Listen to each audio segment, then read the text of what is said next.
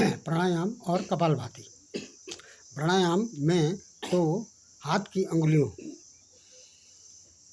का प्रयोग किया जाता है और प्राणवायु को पूरक, रेचक और कुंभक को दृष्टिगत रखते हुए प्राण का आदान प्रदान किया जाता है।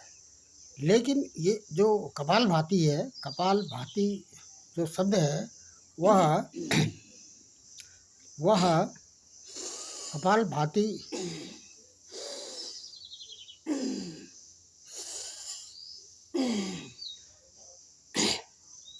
जहाँ तक कपालभाति का शाब्दिक अर्थ है वह ये भाल भांति से भी इसको कहा जाता है।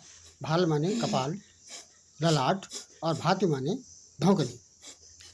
ये प्राणायाम के बाद कपालभाति में भी ये इसके 3 क्रम हैं। जब हम केवल प्राणवायु को ही पेट और मुख, लंग्स और नासिका, बाई नासिका, दाहिनी नासिका या चंद्र नाड़ी, सूर्य नाड़ी को कंसंट्रेट करते हुए ये कपालभाति की पहली अवस्था है। इसमें पेट को अंदर बाहर किया जा रहा है और हवा को मुख से बाहर निकाला जा रहा है। और दूसरी स्थिति में भी ये कपालभाति है, लेकिन यहाँ पर जो पेट स्टोमक को अंदर की ओर दबाते हैं तो वहाँ पर हवा को नाक से बाहर खींचते हैं।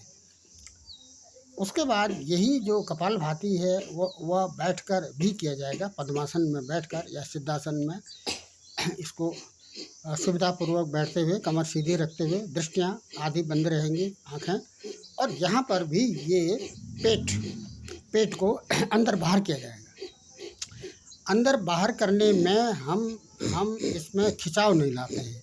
ये केवल कंसंट्रेशन स्टोमक में रखते हैं, पेट में रखते हैं, नाभि में रखते हैं और वहीं पर से हवा को अंदर बाहर, पेट को अंदर बाहर जब हम खींचते हैं तो पहली स्थिति में तो ये मुख से बाहर निकालते हैं और दूसरी स्थिति में फिर नाक से बाहर निकालते हैं। तो नाक और मुख दोनों क्रम से ये कपालभाति है। जैसे ये भाल का मतलब है माथा या कपाल, और भाति का मतलब होता है धौंकनी। अब ये जो तीसरी स्थिति है ये भांति स्थिति में